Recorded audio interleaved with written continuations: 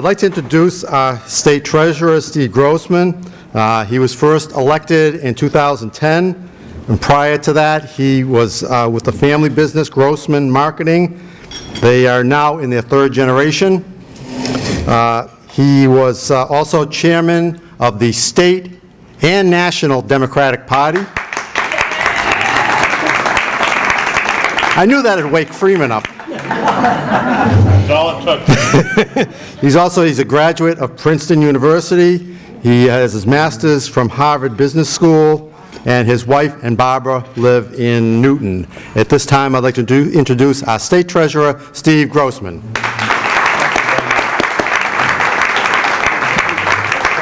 Thank you. I could not be more delighted to be here tonight. Let me ask a quick question. Raise your hand if you or somebody in your family would consider themselves a small business owner or in small business in one way or another, or connected to the small business community in any way. Raise your hand. Just as I thought, most hands in the room go up. Backbone of our economy, right? Right. So let me tell you a little story about a small business. The story goes back a couple of thousand years. So one day, Jesus is walking through the streets of Jerusalem, and he's giving a lot of sermons, and he decides he needs a new robe. So he goes into the tailor shop, and he sees his friend Finkelstein, and he says, "Finkelstein, I need a new robe." Finkelstein says, "Anything you need." Fits him for a new robe, comes back 2 weeks later, fits perfectly. He said, "How much do I owe you for the robe?" He said, "Jesus, I couldn't charge you for this robe. You're the Son of God. But if when you're giving one of those sermons up on the Mount, if you could mention that you got the robe from Finkelstein, it might help my business. It's been a little bit slow." He says, "You got it." A couple of months later, Jesus is walking past the tailor shop. The line is out the door and around the block. Pushes his way through the crowd, walks right up to Finkelstein and says, "You're doing amazingly well." He says, "Jesus, you have no idea." He says, "Jesus, let's go into business together." Jesus says, "Fine, we'll call it Jesus and Finkelstein." Finkelstein says, "No, you don't get it. I'm the craftsman. We're going to call it Finkelstein and Jesus." So they talk for a little while, and they finally come to an agreement. 3 days later, they put a new sign up over the shop, Lord and Taylor.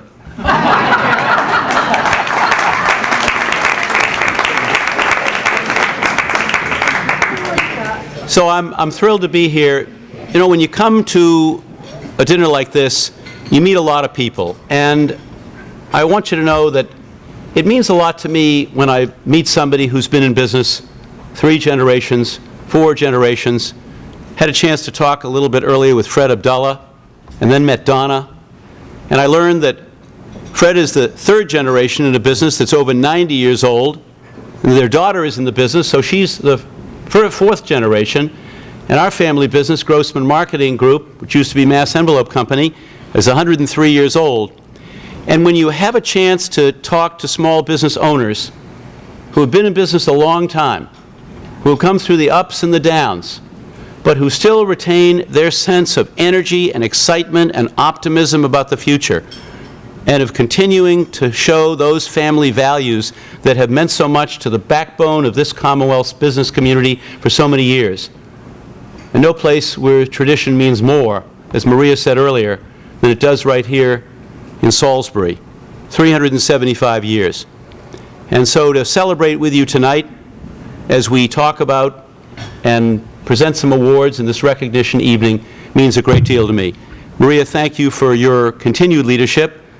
25 years president of this chamber and 35 years association with it. Since 1978 you've been involved. You're the backbone of this chamber and the backbone of so many other things that go on here.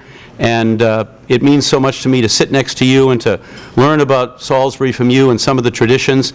And Chuck, thank you very much for your leadership here. That partnership between the two of you obviously works beautifully, because this dinner is just a beautiful evening and we're all privileged to be part of it.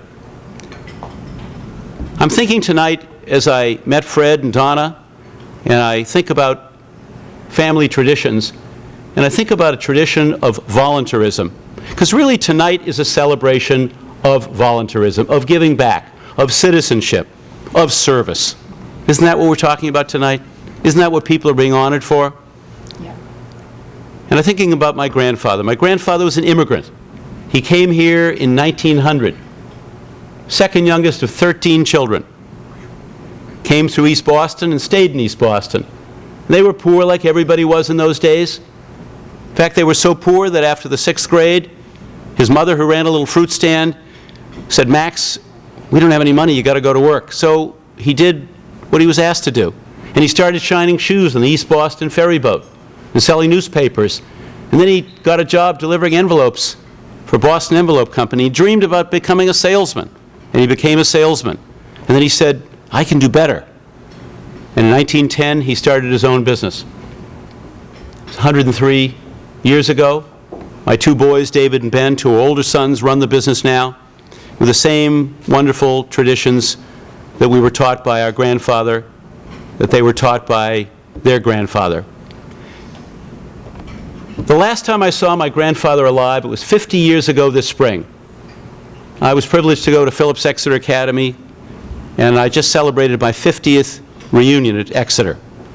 50 years ago this spring, my grandfather took me to the Exeter Inn for lunch. He said, "Steve, there were only 4 things I wanted to do with my life." I said, "What were they?" He said, "I wanted to have a healthy family. I wanted to educate my children. I wanted to own my own business. And I wanted to give something back to the community." And if you think about the building blocks of a fulfilling life for all of us, you couldn't do much better than family, education, hard, productive work, and giving something back to the community. And again, that's what tonight's all about. The great President of the United States, Woodrow Wilson, before he became President of the United States, he was President of Princeton University, and over 100 years ago, he gave a commencement address, and he talked about voluntarism. He said, "Set out to fulfill obligations, to do only what you know you ought to do, and your life will be filled with weariness of spirit." He said, "Only what you volunteer has the springs of pleasure in it." And he concluded by saying, "These are the things you do because you want to do them, the things your spirit has chosen for its satisfaction." And that's what tonight's all about. Terrific leaders who give back again and again and again, through their businesses or individually, to enrich, to enlarge, and to enliven the life of the community.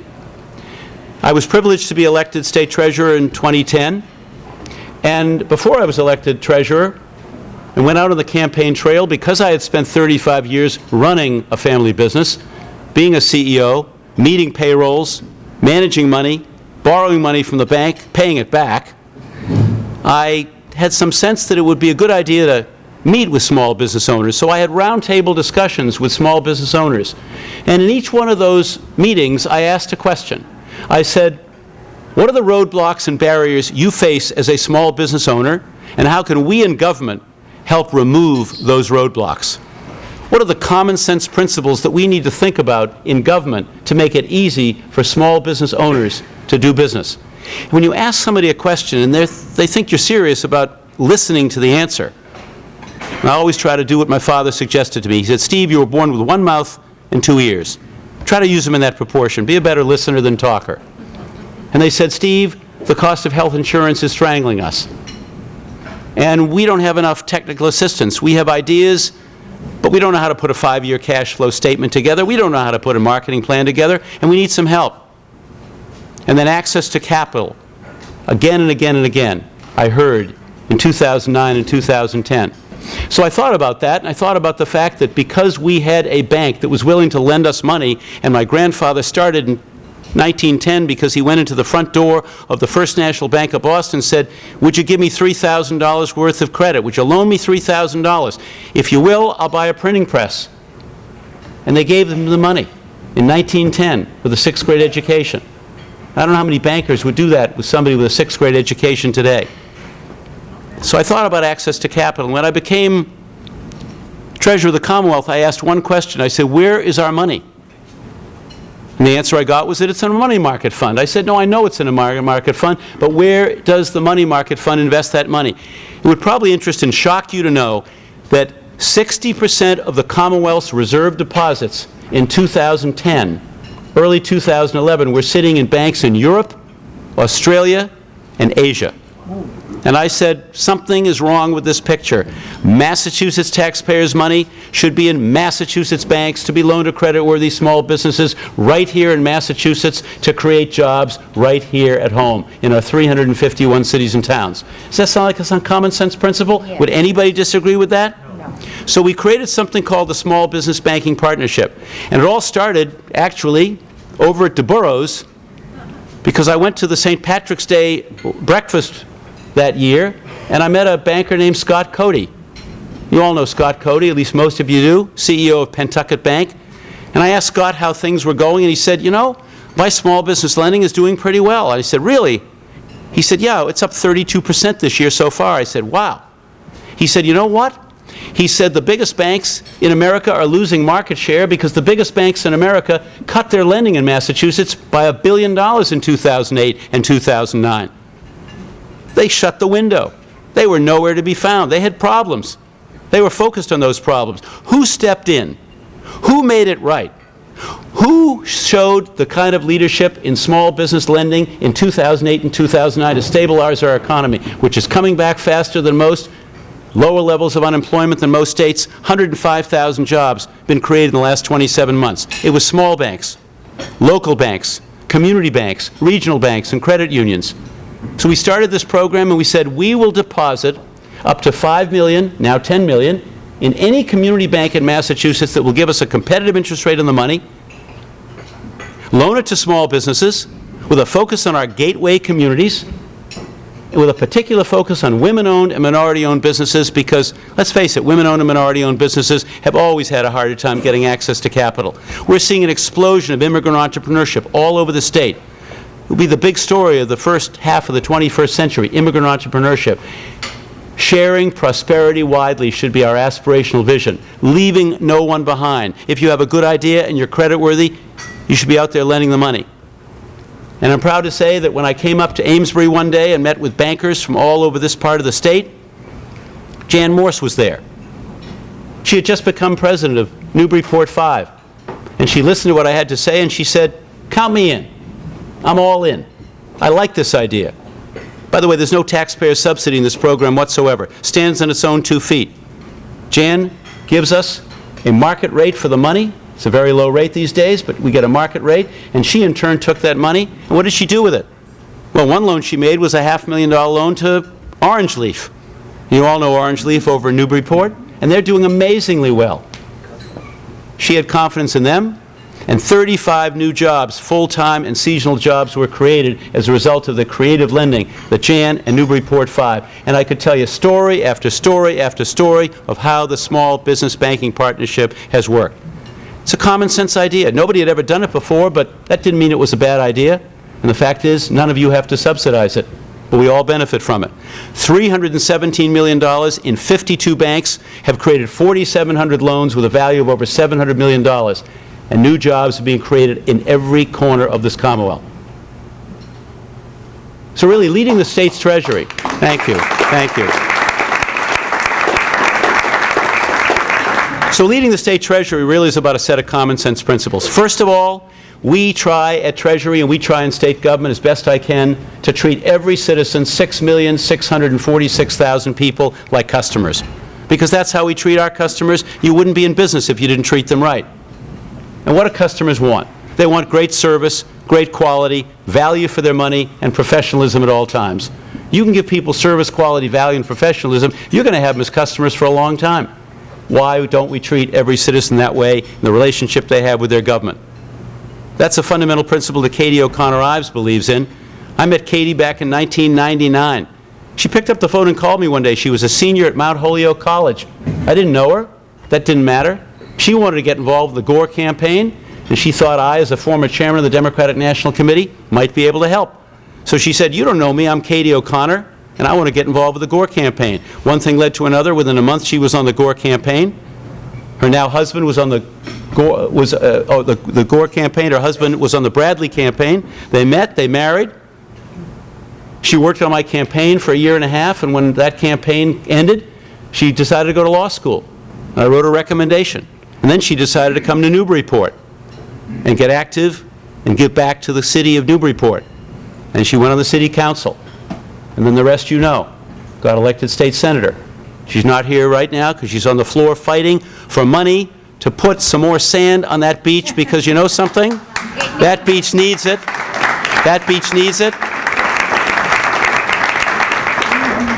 When there was a tornado in Springfield a number of years ago, I, as chairman of the Mass School Building Authority, said, we are going to return those 2 schools that were destroyed back to the city and back to the citizens of Springfield without it costing the taxpayers a dime. That's what a Commonwealth is all about. And what Mike Costello did in the budget, in the House budget, and what Katie is doing with the amendment, and when they go to conference, when the dust settles, there'll be money. There'll be money to put that beach back to where it was. And that's what a Commonwealth is all about. And that's what I believe. Fundamentally, we're all in this together. We're all in this together to provide the kind of economic opportunity that leaves no one behind, that treats each person as if they are of infinite worth, and that gives them an opportunity to grow and develop and flourish.